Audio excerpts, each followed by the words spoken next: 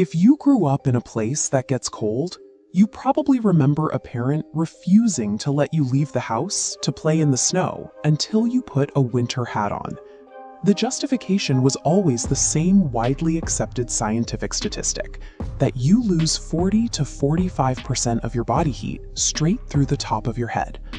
Let's run a thought experiment. Imagine two people outside, one wearing only a hat, the other only trousers. Based on that math, who is warmer? Intuition says the person in trousers, right? The hat wearer freezes rapidly, revealing this 45% statistic is mathematically impossible.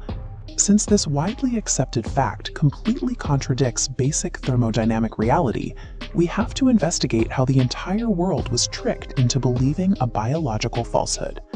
To find the source of the claim, we have to look back to the mid-20th century, specifically to extreme cold weather military operations.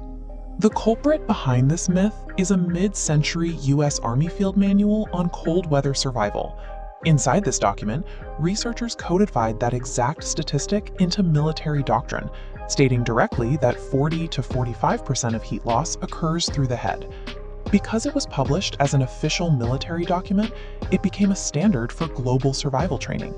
From there, it bled into civilian conventional wisdom, passed down from survivalists to scout leaders to parents everywhere.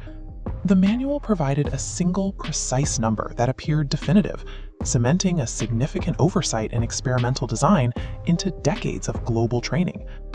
Let's look at the actual thermodynamics of how human bodies lose heat. This diagram shows a human silhouette radiating thermal energy. Notice that the head doesn't act like a chimney. Heat radiates equally and uniformly outward from all exposed skin. What really dictates heat loss is surface area insulation. When the head is highlighted, you can see it accounts for roughly 7 to 10% of your total surface area. Compare that to your legs, which have a vastly larger surface area. The physics principle here is unbreakable. Covering any exposed part of the body with clothing provides the exact same insulative effect per square inch. Trousers are mathematically superior to a beanie strictly because they trap heat over a much larger surface of your body. So if physics proves wearing trousers provides vastly more heat retention, this creates a new question. If a hat doesn't save that much heat, why does pulling a beanie over your ears feel like it instantly warms up your entire body? To answer that, we have to pivot away from physics and look at the biology of the human nervous system. Think about the immediate, intense physical shock you experience the second your bare face steps into a freezing wind. The biological truth. Temperature-sensitive nerve endings are densely packed in your face, head, and chest, but sparse on your limbs. When cold air hits these regions, the dense nodes fire rapid signals.